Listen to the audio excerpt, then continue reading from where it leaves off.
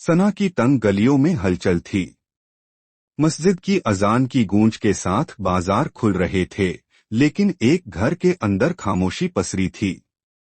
घर के आंगन में एक नौजवान व्यापारी हारिस सफर की तैयारी कर रहा था। उसकी पत्नी आमिना आंसुओं को छुपाते हुए उसके कपड़े समेट रही थी। आमिना, अल्लाह की रहमत से यह सफर जल्द खत्म होगा, मैं ज्यादा दिन नहीं लगाऊंगा, हारिस ने उसके पास बैठते हुए कहा। आमिना ने कांपती आवाज में पूछा, अगर तूफान आ गया या रास्ते में कुछ हो गया तो? हारिस ने उसकी हथेली थाम ली। तुम्हारी दुआएं मेरी सबसे बड़ी ताकत हैं। जब मैं कारोबार में कामयाब होकर लौटूंगा तो हम एक नई जिंदगी शुरू करेंगे। सुबह की पहली किरण के साथ हारिस बंदरगाह की ओर चल पड़ा।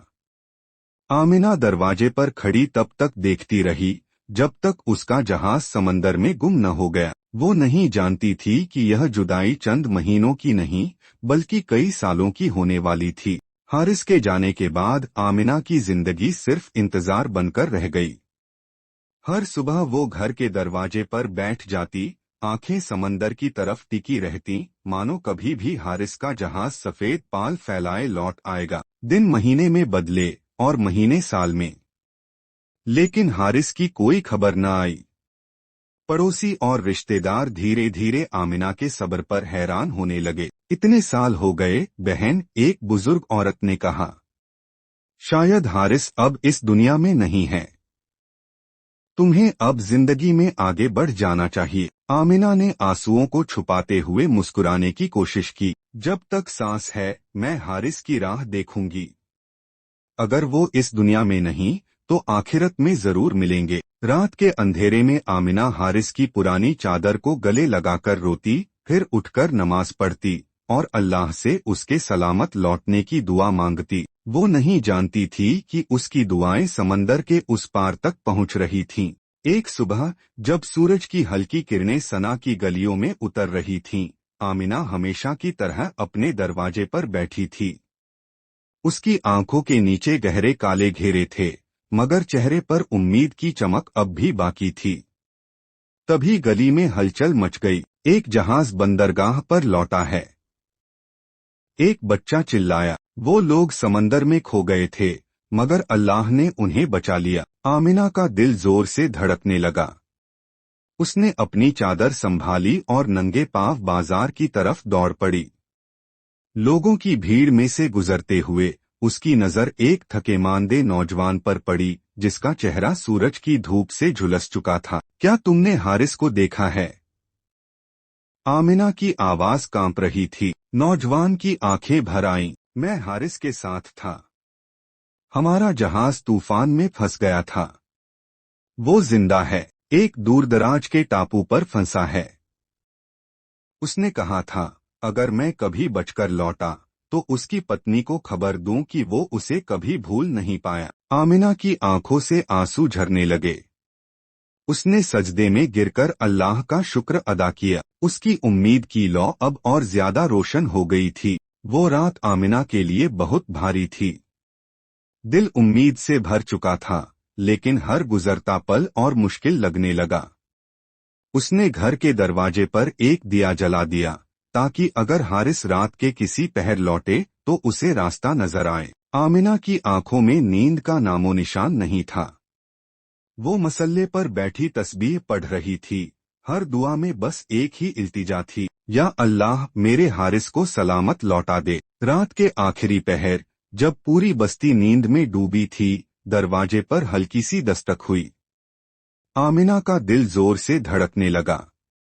वो कांपते हुए दरवाजे तक गई, मगर उसे खोलने की हिम्मत नहीं हुई। अगर ये सिर्फ मेरा भ्रम हुआ तो? लेकिन दूसरी दस्तक के साथ ही उसने झट से दरवाजा खोल दिया।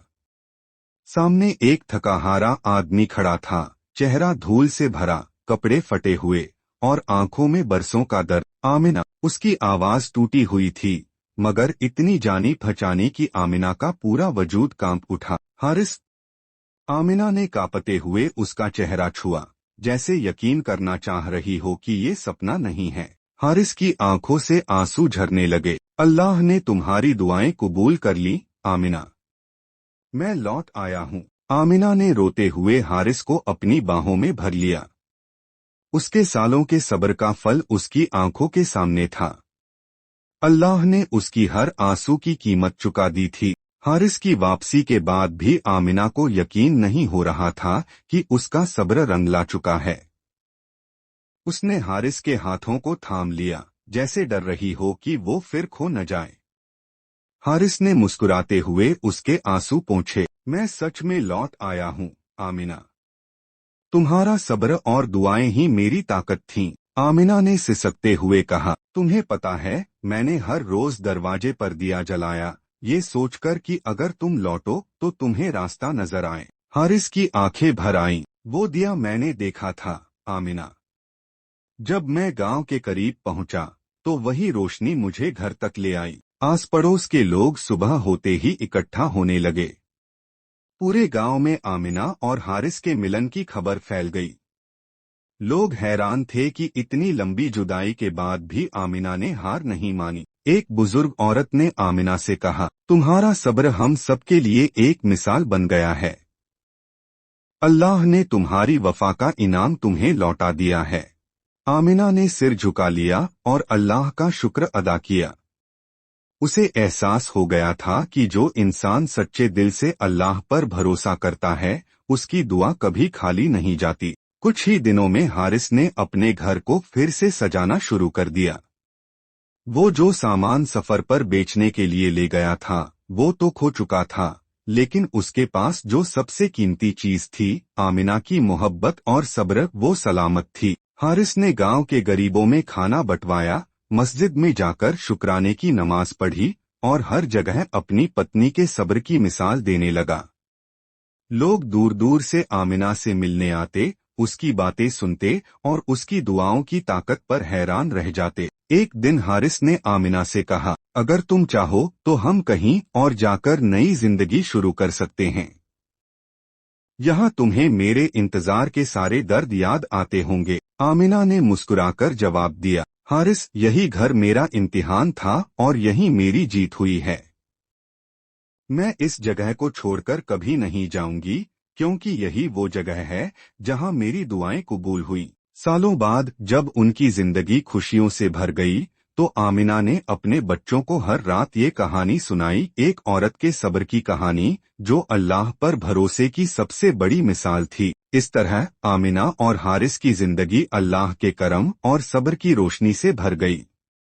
उनका मिलन सिर्फ एक मोहब्बत की जीत नहीं, बल्कि उन तमाम लोगों के लिए उम्मीद की किरण बन गया, जो मुश्किल हालात में भी अल्लाह की रहमत पर भरोसा रखते हैं।